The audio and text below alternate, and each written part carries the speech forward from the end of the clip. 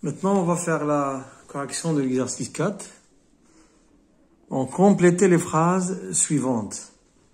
On va commencer par la première phrase. Lisons la phrase. La combustion de la paille de fer se fait avec une flamme jaune.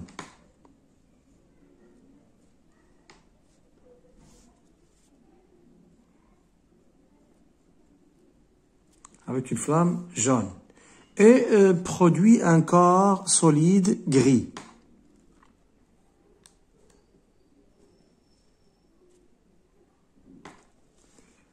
Nommé oxyde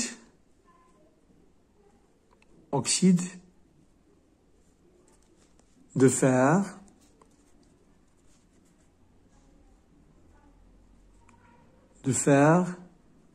magnétique.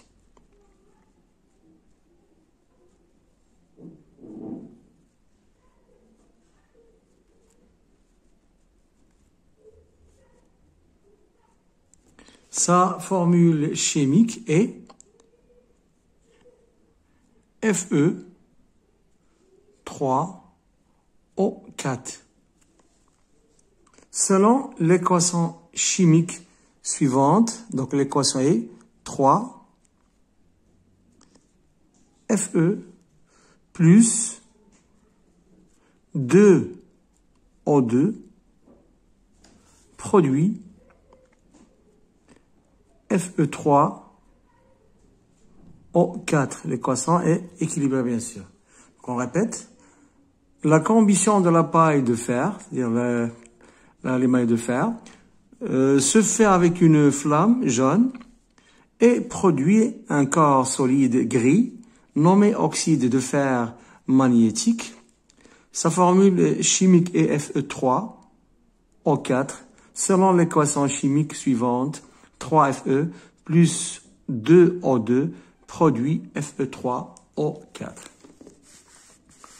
Pour la deuxième équation, plutôt la deuxième question,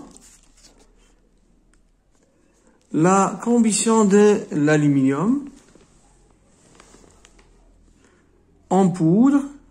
Donc pour avoir la combustion, il faut soit prendre le fer en poudre ou bien sous forme de paille.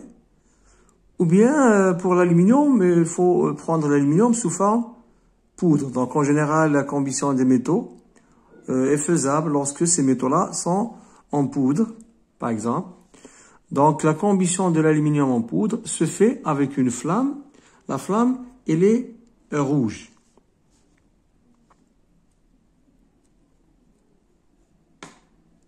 Et produit un corps solide, blanc,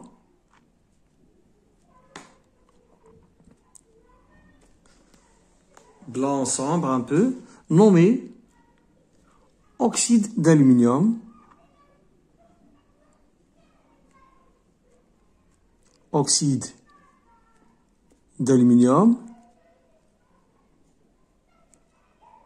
ou bien parfois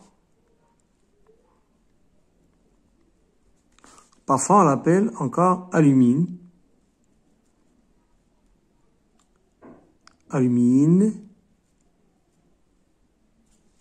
Sa formule chimique est Al2O3 pour la formule chimique. Selon l'équation chimique suivante, donc l'équation chimique est 4Al plus 3O2 produit 2Al2O3. Donc je répète la question 2. Bien, la phrase 2. La combustion de l'aluminium en poudre se fait avec une flamme rouge et produit un corps solide blanc nommé oxyde d'aluminium, alumine. Sa formule chimique est Al2O3 selon l'équation chimique suivante. 4Al plus 3O2 produit 2Al2O3. Phrase suivante, la phrase 3. La combustion produit toujours du dioxyde de carbone et de l'eau. Donc, en général, la combustion complète. La combustion, elle est complète. Donc, toujours lorsqu'on a un corps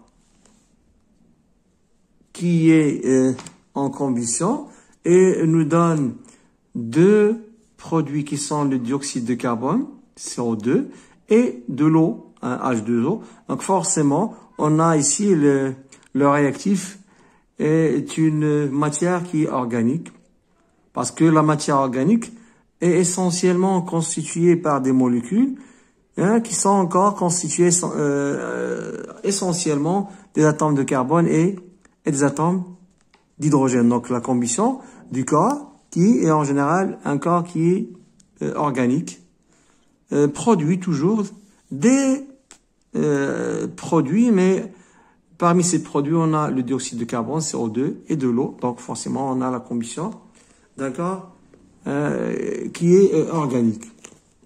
Maintenant, la combustion produit en plus de dioxyde de carbone et de l'eau, donc c'est une matière toujours organique, il nous donne encore du carbone. Carbone, fumée noire, donc c'est une combustion qui est incomplète. Incomplète. Donc c'est une combustion qui est incomplète.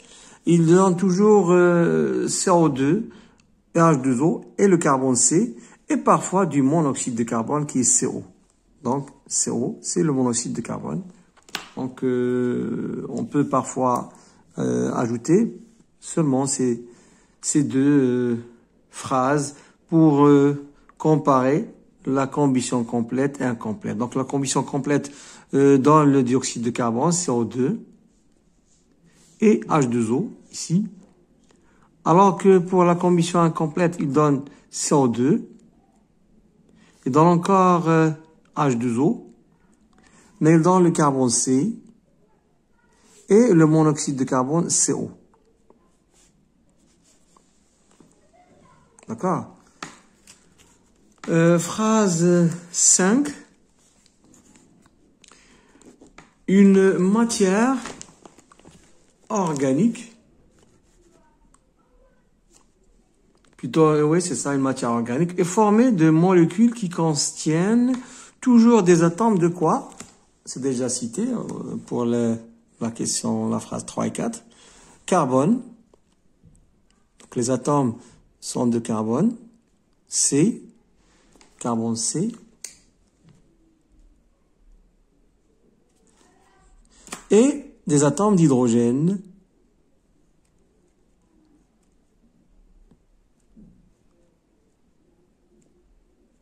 H. Et parfois, les atomes, O, c'est d'oxygène. N, c'est-à-dire là d'azote.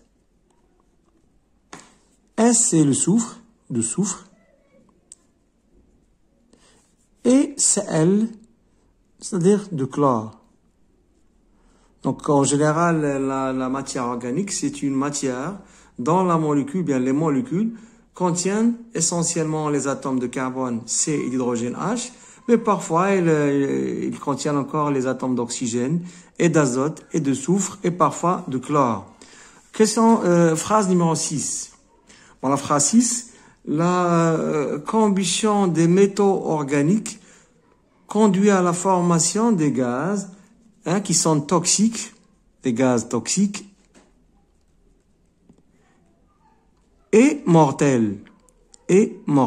Bon, il donne la mort parfois, il aboutit à la mort, qui peuvent présenter un danger pour la santé.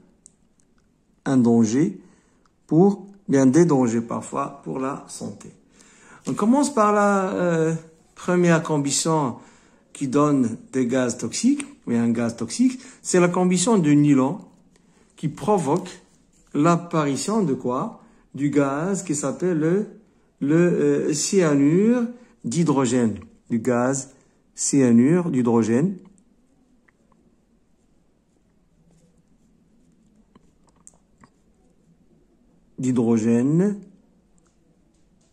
De formule chimique HCN. HCN. On a encore la combustion du polychlore de vinyle, PVC, provoque l'apparition du gaz, un gaz qui est encore toxique, c'est le gaz chlorure d'hydrogène.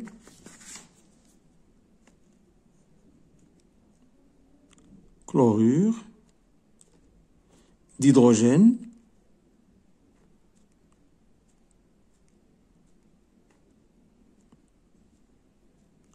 de formule chimique HCl.